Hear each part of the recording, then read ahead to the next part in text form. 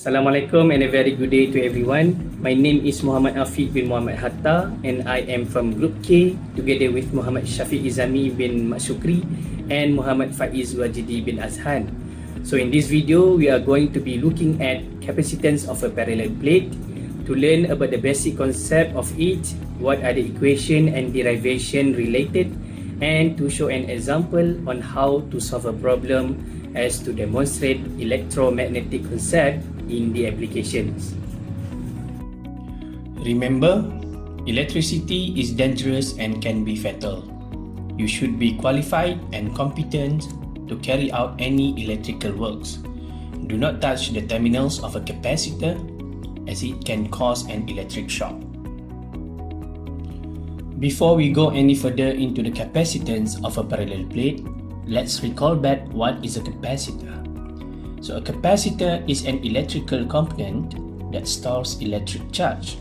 It's a little bit like a battery, except it stores energy in a different way. So it cannot store as much energy as battery, although it can charge and release its energy much faster. This is very useful, and that is why you will find capacitor used in almost every circuit board. What is a parallel plate capacitor? So, inside a basic capacitor, we have two conductive metal plates that is connected in parallel, which are typically made from aluminum, and these will be separated by a dielectric insulating materials such as ceramic, porcelain, mica, glass, paper wool, electrolytic gel, and many others. So dielectric means the material will polarize when in contact with an electric field, and we will see what does it means by that shortly. The dielectric does not allow the flow of electric current through it due to its non-conductive property. However, the atoms of the dielectric material get polarized under the effect of electric field of the applied voltage source, and thus they are dipoles formed due to polarization, due to which a negative and positive charge get deposited on the plates of a parallel plate capacitor. The accumulation of charges on the plates takes place due to which a charging current flows through the capacitor until the potential difference between the plates equalizes the source potential. We define a parallel plate capacitor as a device which is capable of storing electrostatic energy in the form of charge in the dielectric medium between the plates, and thus it can be visualized as equivalent to a rechargeable DC battery. If the working voltage of the capacitor increases beyond the threshold voltage limit, then a short circuit occurs between the plates due to dielectric breakdown. This breakdown occurs due to excessive heating of the dielectric material caused by an increase in applied voltage beyond the limit, resulting in rupturing of the capacitor.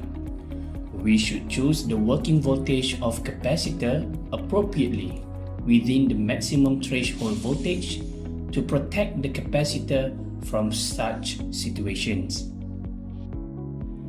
So we use various dielectric materials like porcelain, mica, oxides of various metals, or other similar materials that having high permittivity to increase the threshold voltage level as well as the charge storing capability of the capacitor.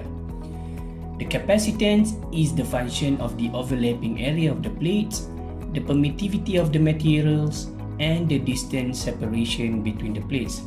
So mathematically, the capacitance can be calculated by multiplying the permittivity of the materials with the overlapping plate area and divided by the distance separation between the plates. Hence, we can vary the value of the capacitance of the parallel plate capacitor is either by changing the overlapping area or by varying the distance between the plates, or by introducing a dielectric medium of different permittivity value. A parallel plate capacitor behaves as open circuit when we connect a DC source across it, while it acts as a short circuit when we connect an AC source to it. The said property of a parallel plate capacitor makes it suitable for filtering of harmonics from AC supply. We can also use a parallel plate capacitor for tuning purposes in electronic circuits for various applications. We also use it in various transducers applications.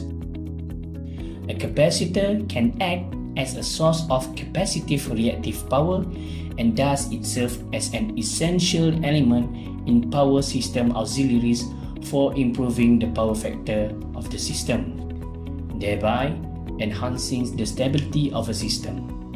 The energy storing capacity of a magnetic field is higher compared with an electric field, and because of the reason, we do not usually use a parallel plate capacitor as energy storage.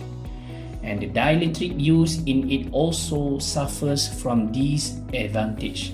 For example, leakage of charge due to which a capacitor cannot hold the charge for a long time, and thus we cannot utilize it as an ideal charge storage device. Okay, hi everyone, my name is Muhammad Shafiq Zami. So now we are going to look at the equation for a parallel plate capacitor derivation. Okay, basically this is the diagram for the parallel plate capacitor. We can clearly see the plate area, the distance between the plate and the dielectric permittivity, which are labeled with A, D and epsilon.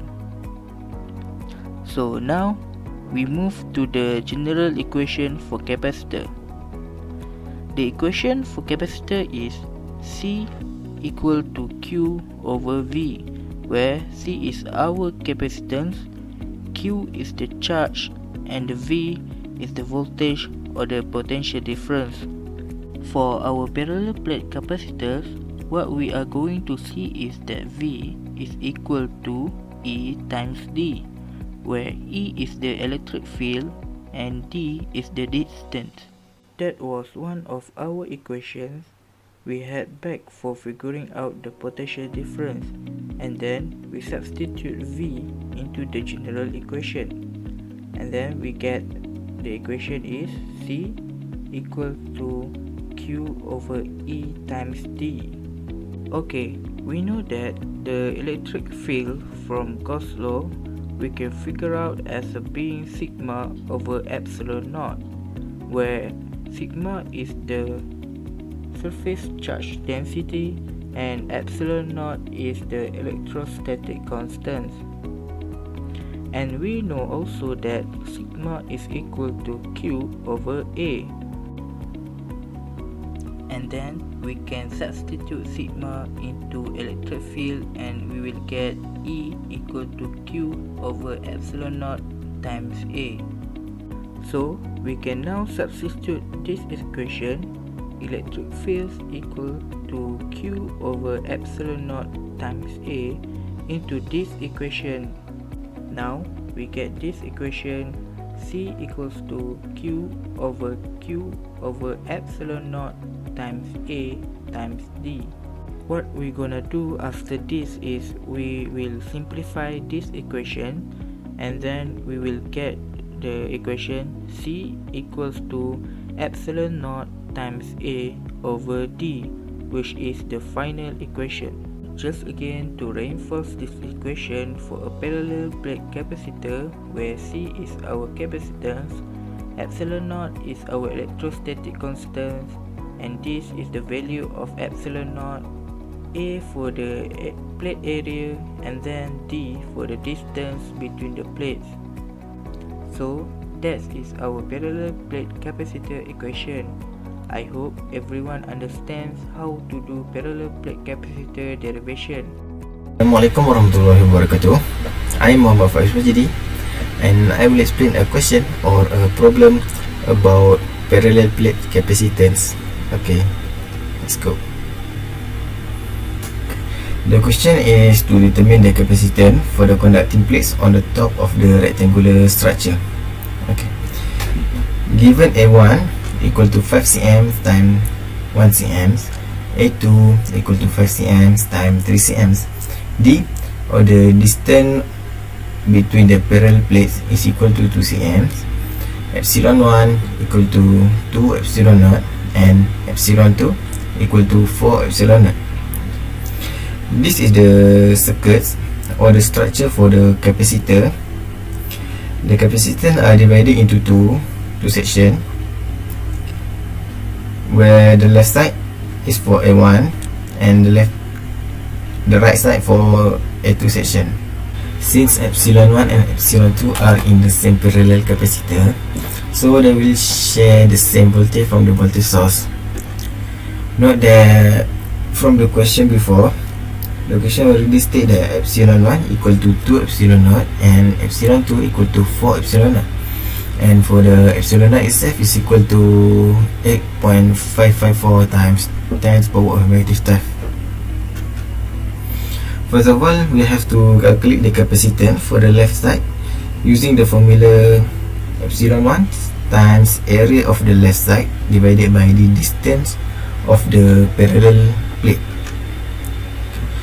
We have to substitute epsilon 1 with the 2 epsilon 0, and the A1 we substitute with 5 times 10 power of negative 4, and for the distance is equal to 2 times 10 power of negative 2, and we get the value is equal to 5 epsilon 0 times 10 the power of negative 2. Okay. Same goes with the right side. We have to calculate using the same formula, and we have to substitute epsilon 2 with 4 epsilon 0, and the area for the right side is equal to 15 times 10 power of negative 4, and the distance is still the same, 2 power of 10 negative 2, and we get 13 epsilon 0 times 10 power of negative 2. Lastly, we have to combine the capacitance from the left and right side to get the total capacitance in the circuits. So we have to add first epsilon 0, the power of negative 2, and the 30 epsilon 0, the power of 10 negative 2. Then we get the answer is equal to 3.1 times 10 power of negative 12 farad. Result for the question that related to parallel plate capacitance.